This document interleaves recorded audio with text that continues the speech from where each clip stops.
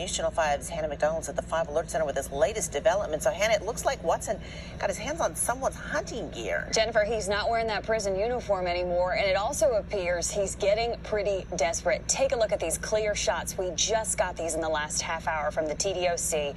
Very clear view of Curtis Watson standing in someone's driveway this morning in Henning. A Ring alarm camera caught Watson at 3:30 looking into someone's fridge on this property that is not too far from the prison. He's wearing camo head to toe, what looks to be overalls, a hat and backpack.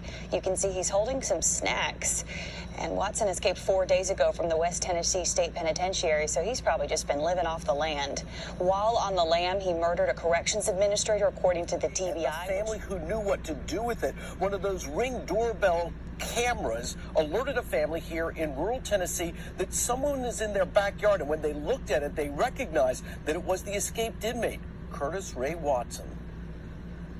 Captured. The 5-day manhunt finally over. It is a good day because Curtis Watson is in custody. Watson's prison break coming to an end all because of one of those Ring doorbell cameras. At 3:28 this morning, Curtis Ray Watson, hungry, mosquito bitten, and covered in ticks, raided an outdoor refrigerator at the Taylor home. What Watson did not know was inside, Harvey and Ann Taylor had woken up and were watching every move. Once he closed the left side of the refrigerator door, my wife could see his face and recognize his beard. They called 911, but by the time police arrived, Watson was gone. About 7 hours later, 2 officers with the Tennessee Department of Corrections found Watson, who had been hiding in this soybean field. Today, those officers recognized for their diligence. The Tennessee Bureau of Investigation says Watson surrendered without incident, but was considered violent because when he made his escape last week, he's accused of sexually assaulting and killing 64-year-old Deborah Johnson, a prison administrator who lived on the prison grounds. I just thank God that he was captured before her funeral, because it gives us added relief that we can really bury our mother. From the prison to where Watson was found, he had covered only 10 miles. There's a $52,500 reward. Have they talked to you about that? And are you due that money? I would think so. Terry, now that he's charged with murder, what could he be facing? That he will likely seek the death penalty. Watson had been in prison for aggravated kidnapping and was due to be released in just 5 years. NBC.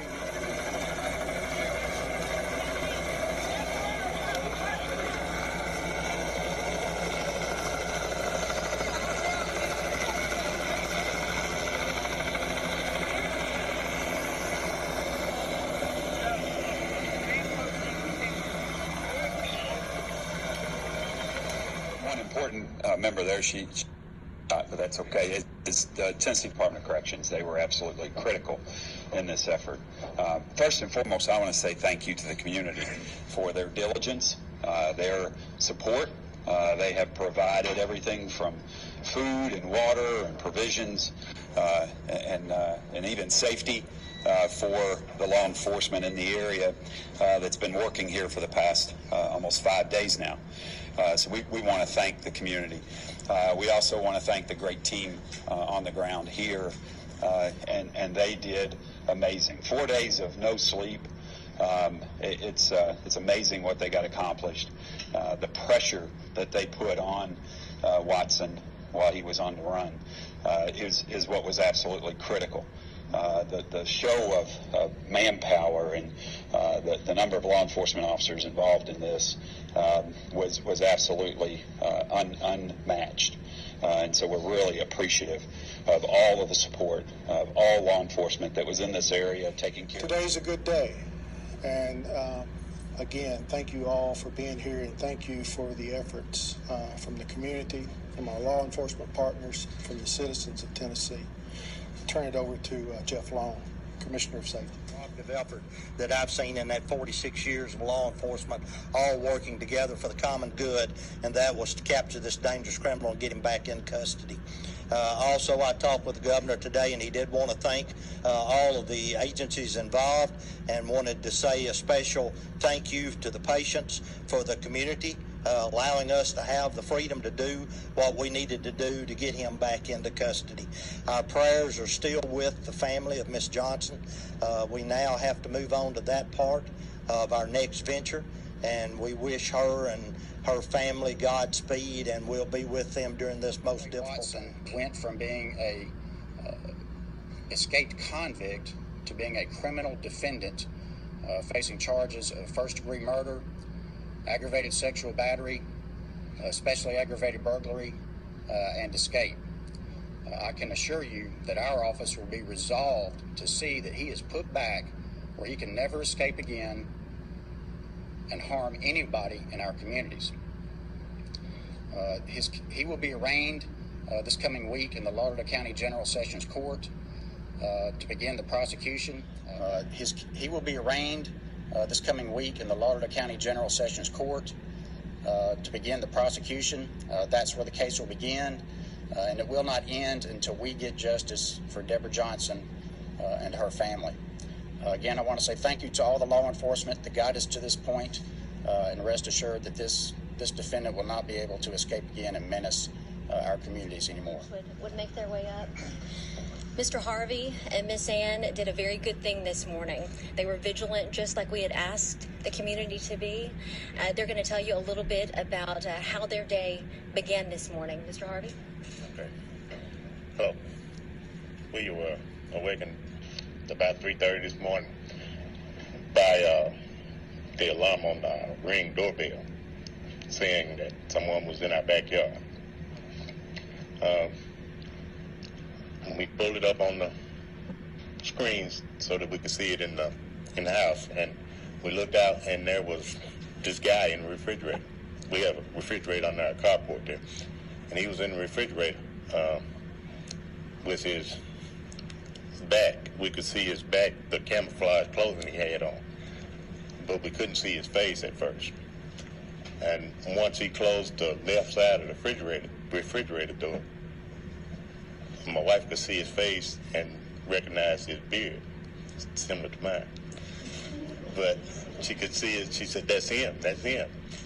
So I prepared for if he tried to come inside, and then we called 911.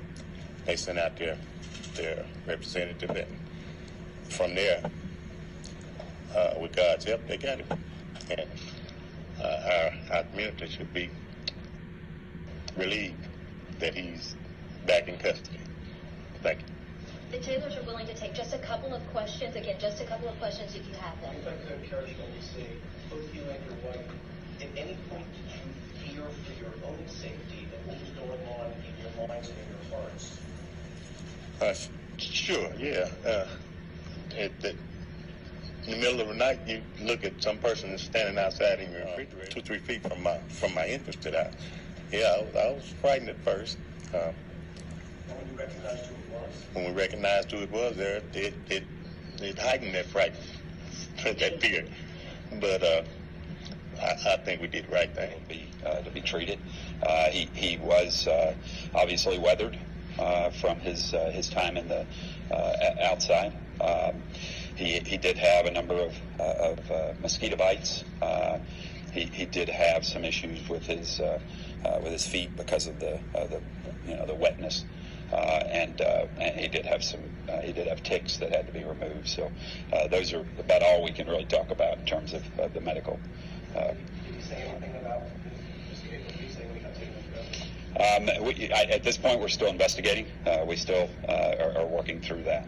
You didn't say anything to the officers when they approached him? No, not immediately. No. I mean, he just small talk, but nothing. Nothing. He was relieved to be over with his run. Murder would potentially face the death penalty, or what will happen in this case? That's a potential that's a possibility. Yes, we're State, rather than ask the question, what's the possibility, sir? we're looking at whether or not we might apply the death penalty or seek the death penalty in this case. Yes, sir.